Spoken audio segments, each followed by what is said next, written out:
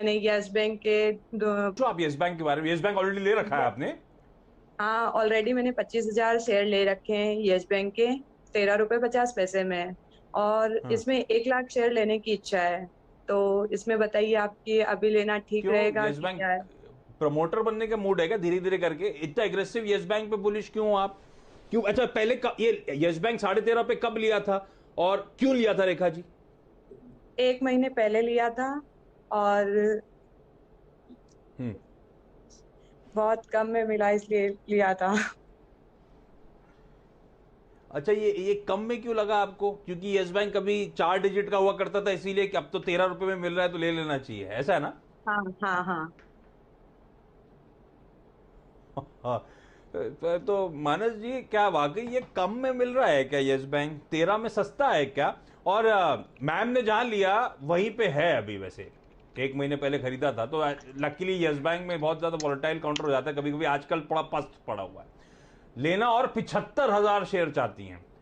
तो उनको हाँ लग रहा है सर। ये कम में है तो लेना चाहिए कि नहीं लेना चाहिए? और वैसे हम सब रिटेल का क्या है, ये यस बैंक 4 डिजिट का सर निफ्टी का हिस्सा हो के आज 13 रुपए में मिल रहा है। तो कई लोग कहते हैं बहुत बढ़िया रीरेटिंग हो सकती है, मल्टीबैगर होगा। होगा ना सर? नहीं, देखिए मेरे को तो नहीं लगता कि यहाँ पर कोई भी स्ट्रेंथ है। और जब देखिए एक बहुत क्लियर आपको एक सिंपल सा फंडा है कि जब आपको मार्केट में किसी स्टॉक में अंडर परफॉर्मेंस दिख रहा हो और अगर आप ट्रेडर 3 से 6 महीने या 8 महीने के ट्रेडर हो, तो आपको ध्यान रखना है वहां पर स्टॉक पे आपको निवेश नहीं करना है। और यहाँ तो अंडर परफॉर्मेंस बहुत दिनों से बहुत क्लियर दिखता है। तो मैं नहीं समझता कि यहाँ पर आपको निवेश करना चाहिए। कभी मौका मिले तो बिल्कुल यहाँ पर निकलने की सलाह रहेगी। मेरे हिसाब से बैंकिंग स्पेस में बहुत सारे लार्ज कैप स्टॉक्स हैं जहां पर बेहतर प्रदर्शन देखने को मिल रहा है, specially ICICI bank, HDFC bank जैसे स्टॉक तो डेफिनेटली पोर्टफोलियो में रखने चाहिए। लेकिन अगर हम छोटे बैंक की बात करें तो एक छोटा बैंक फेडरल बैंक पे ध्यान रखिए। फेडरल बैंक के चार्ट्स लॉन्ग टर्म के हिसाब से बेहतरीन लगते हैं और मैं उम्मीद करूंगा कि यहाँ पर 20 से 25% के रिटर्न जल्दी देखने को मिलेंगे। तो मैं इनको सजेस्ट करूंगा कि यस बैंक से निकल जाएं और फेडरल बैंक में करीब 6 या 8 महीने के लिए निवेश करें। ठीक है सर। हाँ, तो रेखा जी दरअसल सवाल इसीलिए ऐसा पूछा था मैंने। एक तो सस्ता होने की डेफिनेशन गलत है। जो स्टॉक 4 डिजिट में था आज 12-13 रुपए में आ गया तो सस्ता हो गया, ये गलत है। उसके साथ उसके फाइनेंशियल्स में उतना ही तगड़ा डिटोरिएशन हो गया है मैम, दिक्कतों में आ गया बैंक, इसीलिए अब सस्ता इस नजर आता है, सस्ता भाव से नजर आता है, वैसे सस्ता नहीं। और दूसरा, यस बैंक हो सकता है अच्छा चले पर वो एनीबडी इज गेस, तुक्का है इस समय।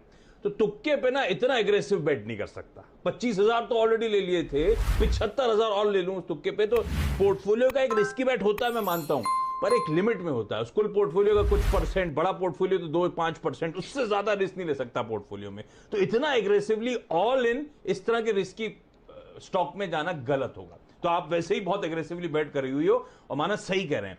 अब यस बैंक में अच्छा मुनाफा बन जाए, तेजी वेजी आए तो मुनाफा बांध लीजिएगा मैं। और ये सरकार और बैंक्स में एक्सपोजर लेना है तो फिर बेहतर फंडामेंटल, बेहतर पेडिग्री वाले बैंक में थोड़ा सा पैसा झोंकिए, तो वो फेडरल बैंक मानस को पसंद आता है। बिल्कुल सही स्ट्रैटेजी, थोड़ा सा एग्रेसिव नहीं जाने का इस तरह के पंट पिक्स पे। हो सकता है आपका कहना सही है, हो सकता है सस्ता हो सकता है चल जाए, पर उसकी लाइकलीहुड अभी बहुत मिनिस्क्यूल है, तो इसलिए कह रहा हूं पंट पेट। तो थोड़ा ध्यान रखिएगा। मैं लौटूंगा रेखा जी।